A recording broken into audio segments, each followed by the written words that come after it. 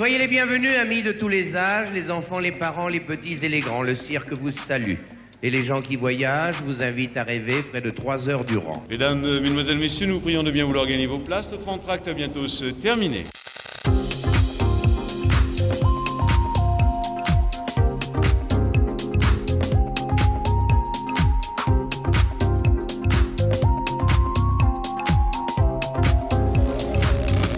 Un homme de cirque complet, mais surtout régisseur, avant-courrier et administrateur. Un homme de l'ombre qui fit une grande partie de sa carrière chez les Rancy, les Bouglione et dès 1983 chez Pinder. Il fut l'ami, le collaborateur fidèle de Gilbert Edelstein. Nous l'avions rencontré en 2005, venant assister au spectacle du cirque Medrano à Chartres. C'était quelques mois avant sa disparition. Une étoile du cirque, Charles de Gelder. Depuis mon plus jeune âge, j'ai commencé par apprendre la musique. Et dans le quartier où j'étais, c'était un peu un genre d'école de cirque. C'était à Roubaix dans le Nord. Et il y avait beaucoup de numéros de toutes sortes, mais beaucoup de clowns et des acrobates et des gens qui faisaient le métier international. Il y en a qui étaient jusque chez Ringling. Alors j'ai été pris dans ce feu-là. Et puis bon, c'était des copains, et puis alors j'ai suivi, puis j'ai aimé, j'ai continué, et puis j'ai appris comme ça. Alors j'ai commencé par faire, la musique bien entendu, qui était ma base, quoi, et j'ai commencé à faire le clown. Ah, là, c'était, disons, semi-professionnel, hein. C'était pas encore le cirque proprement dit, c'était un embryon, si vous voulez. En semi-professionnel, il y avait des petits spectacles de cirque, mais régionaux. Des choses régionales. J'ai quand même travaillé au cirque de Douai, au cirque de Valenciennes, qui étaient des cirques en pierre, hein. Et puis, alors Douai et Valenciennes, qu'est-ce que j'ai fait? Amiens. Amiens. Mais Amiens, j'ai travaillé à Amiens, mais là en tant que professionnel. Là.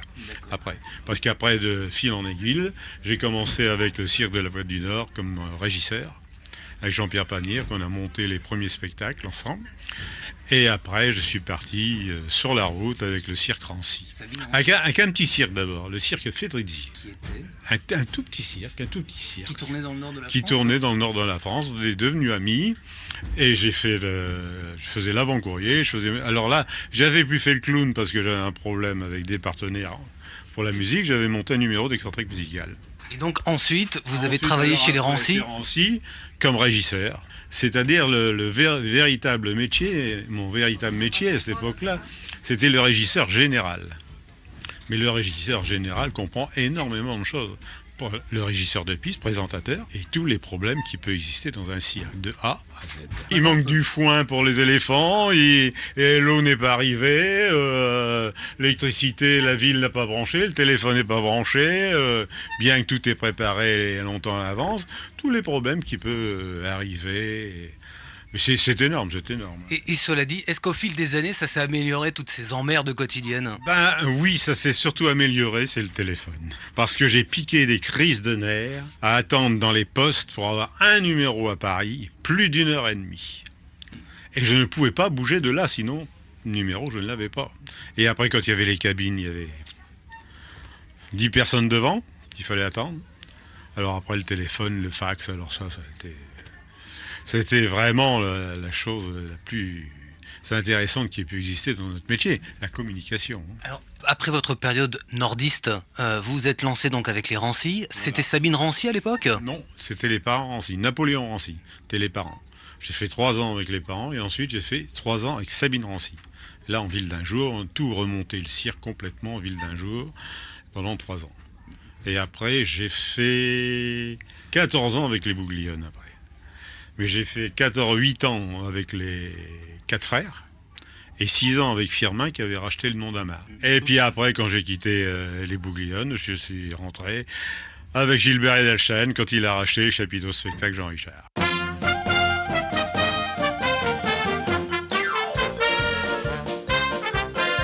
Le Jean Richard qui tournait sur 3 pattes, c'est le cas de le dire. On mettait de l'huile comme ça, les camions, c'était tout ça. Donc celui-là, on l'a arrêté tout de suite parce qu'on partait à la catastrophe. Et on s'est appuyé sur Pinder. Mais quand même, Pinder, pour le faire tourner, j'expliquais tout à l'heure une anecdote parce qu'il y avait Raoul Gibault qui venait faire l'avant-courrier à cette époque-là, chez nous. Raoul Gibault, il voyait, Pinder, t'es un cire, bon, on va faire un ringling, on va faire quelque chose. Et puis M. Edelstein, il disait, je te donne carte blanche. tu fais ce que tu veux, tu engages ce que tu veux, les meilleurs numéros du monde. Mais je te préviens, je ne sais pas si tous les jours j'y arriverai sur la place. Ça voulait tout dire.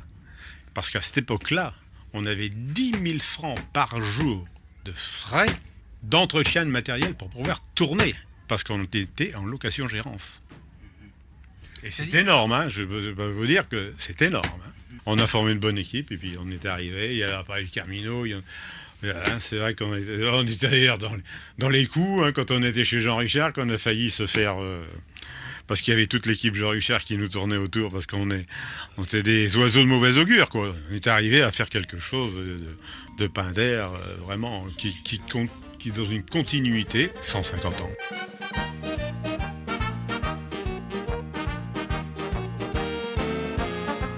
Le monde évolue, le cirque évolue. Hein. Il y a toujours des choses nouvelles. Bon, donc dans n'importe quel métier, on adapte de nouvelles choses. Et dans le cirque en particulier. Ce qui a amené tout ça, beaucoup au départ, ce sont les cirques russes, parce qu'ils avaient des grandes écoles. Après, il y a aussi les Chinois, tout ça qu'ils ont amené. Donc, il y a eu une évolution.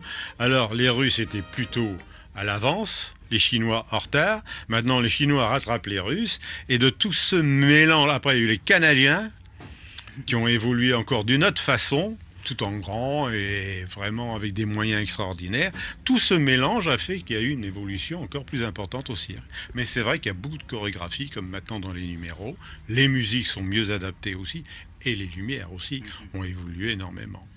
Et ce qui apporte peut-être, on va dire, du sang neuf au cirque, ça vient bien souvent, moi je l'ai remarqué, ou je me trompe, de l'extérieur.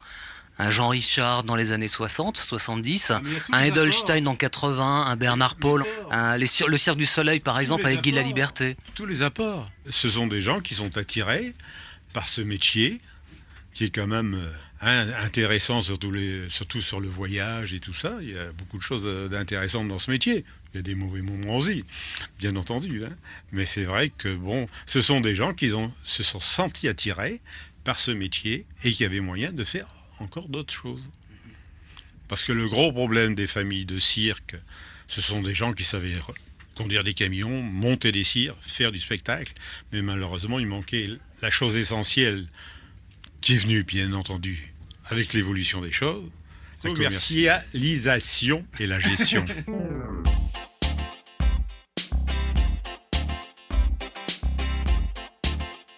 On est chez Medrano, vous travaillez chez Pinder, entre guillemets. Le cirque, c'est une grande famille. Très grande famille, très grande famille, très grande famille. On parle de concurrence, il y a eu la guerre des oui, cirques. Mais qui n'existe pratiquement plus. Chaque entreprise a vraiment son territoire maintenant. C'est-à-dire ses spécificités. Ce qui est bien d'ailleurs, parce que si tous les cirques se ressemblaient très pareil, il n'y aurait plus d'attrait non plus pour le public. Chacun maintenant a ses spécificités de spectacle. Et je crois que c'est un grand bien. Et c'est ce mélange de tout ce qu'on a dit avant, là, qui a fait que chacun choisit sa spécificité. Pour être plus concret, quelle est, on va dire, l'identité de Pinder par rapport à un Hamar, par rapport à un Medrano, par rapport à Arlette Gruss? L'identité de Pinder, c'est qu'il a 150 ans. C'est surtout ça. Et qu'il y a toujours une continuité dans le spectacle, dans l'animation, par exemple les cavalcades, et tous des gens qui ont su le mener jusqu'à son 150e anniversaire.